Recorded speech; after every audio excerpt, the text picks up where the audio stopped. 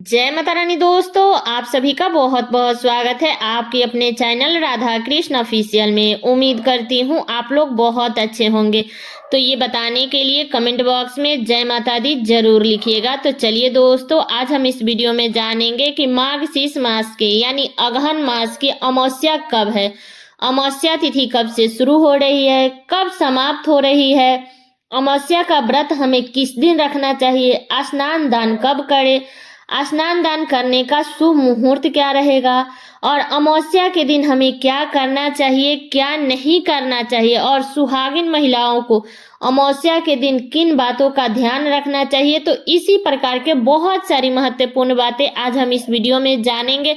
तो आप लोग वीडियो के लास्ट तक बने रहिएगा। आप लोगों को अगहन मास की अमावस्या से संबंधित संपूर्ण जानकारी इस वीडियो में आप लोगों को मिलेगी। तो चलिए वीडियो को शुरू करते हैं और जान लेते हैं सभी महत्वपूर्ण बातें।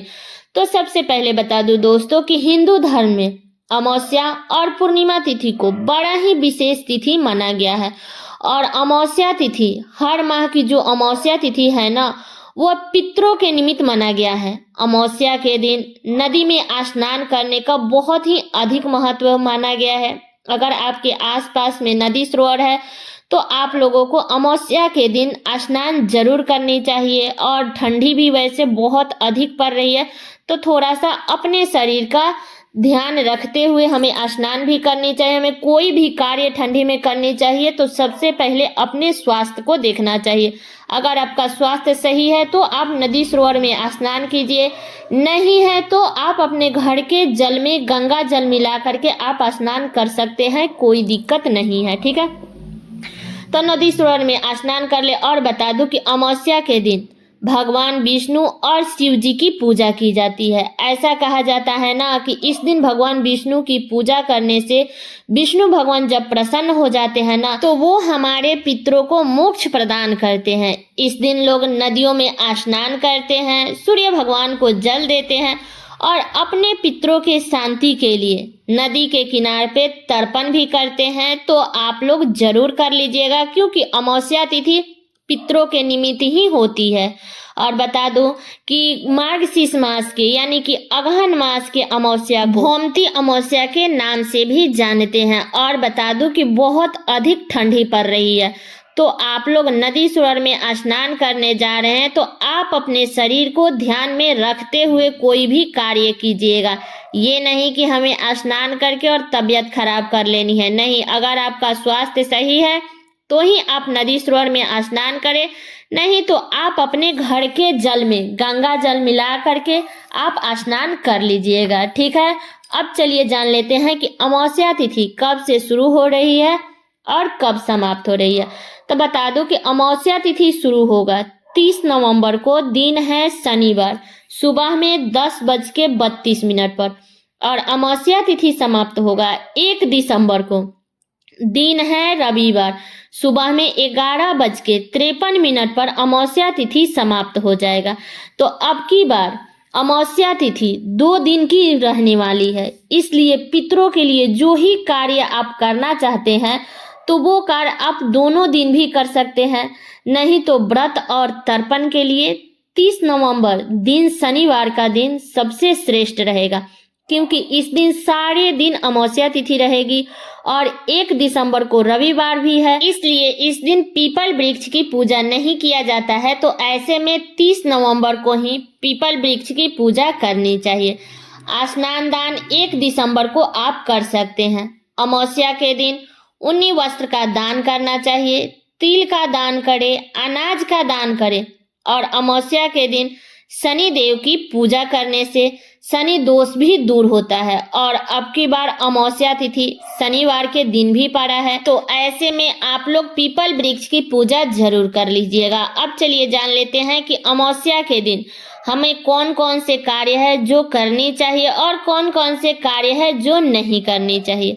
तो सबसे पहले बता दूं कि अमावस्या के दिन हमें किसी भी प्रकार का नया कार्य की शुरुआत हमें नहीं करनी चाहिए। अगर आप ऐसा करते हैं तो आपका उसका शुभ फल प्राप्त नहीं होगा, इसलिए आप लोग अमावस्या के दिन किसी प्रकार का नया कार्य शुरू ना करें। ठीक है, और बता दो कि अमावस्या के दिन वो हमारे पितर के लिए वो तिथि श्रेष्ठ होती है, इसलिए अमावस्या के दिन हमें किसी का भी अपमान नहीं करना चाहिए, चाहे वो पशु पक्षी हो, भिखू भिखारी हो या दरवाजा पर जो भी मतलब मनुष्य भी हो, तो उसका भी हमें अपमान नहीं करना चाहिए।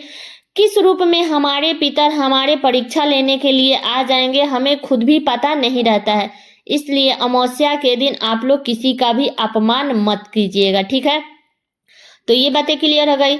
अगली बात है कि अमावस्या के दिन हमें देर रात्रि तक बाहर नहीं रहना चाहिए। प्रेग्नेंट महिला को खास करके ध्यान रखना चाहिए कि उन्हें अमावस्या के दिन बाहर तो जाना ही नहीं चाहिए। अगर वो जा भी रही है तो मतलब कि तुरंत घर में आ जाए, ज़्यादा देर तक अंधेरी रात में हमें अमावस्या के दिन बाहर नहीं रहना चाहिए, ठीक है। और अमावस्या के दिन मांस, मदिरा, तामसी भोजन का सेवन नहीं किया जाता है। इस सब का परिणाम आपको अच्छा देखने को नहीं मिलेगा, इसलिए आप लोग अमावस्या के दिन मांस मदिरा का सेवन मत कीजिएगा। अमावस्या के दिन नाखून और बाल नहीं काटा जाता है, इस बात का ध्यान रखिएगा। और सुहागिन महिलाएं अमावस्या के दिन बाल नहीं धोएगी, चाहे वो सुहागिन महिलाओं हो या लड़कियां हो, वो भी बाल नहीं धोएगी, इस बात का आप लोग ध्यान रखिएगा। और बता दूं कि अमावस्या के दिन बहुत सारे लोग बोलते हैं कि सिंदूर लगाएं या ना लगाएं, तो देखिए आप अमावस्या के दिन सिंदूर लगा सकते हैं, लेकिन आप अपने घर का नियम देख लीजिएगा, बहुत सारे घरों में नहीं लगाया जाता है। बाकी अमावस्या के दिन सिंदूर लगाने से सुहाग बढ़ता है। पीला वाला सिंदूर ना लगाएं, लाल वाला आप लोग सिंदूर लगा सकते हैं। बाकी अगर आपके घर में लगाया जाता है तो ही लगाएं, नहीं लगाया जाता है तो आप लोग मत लगाइएगा, ठीक है। नहीं तो ऐसे तो अमावस्या के दिन सिंदूर लगाया भी जाता है और सिंदूर और आटे का दान भी किया जाता है। बाकी आप अपने घर का नियम देख लीजिएगा। और बता दूं कि अमावस्या के दिन आप अपने घर में कुछ ना कुछ ऑयली खाना जरूर बना लीजिएगा, कुछ तल लीजिएगा, क्योंकि इस दिन हमारे पितर सुगंध लेने के लिए आते हैं, तो इसलिए इस दिन आप लोग कुछ ना कुछ आप अपने घर में जरूर छान लीजिएगा, ठीक है। और अमावस्या के दिन हमें सुबह में जल्दी उठना चाहिए और उठ करके हमें स्नान करके इस दिन आप अपने मंदिर में भी पूजा कर सकते हैं, और जिसको नदी में स्नान करने जाना है वो लोग अपना नदी सरोवर में स्नान कर लेंगे, ठीक है।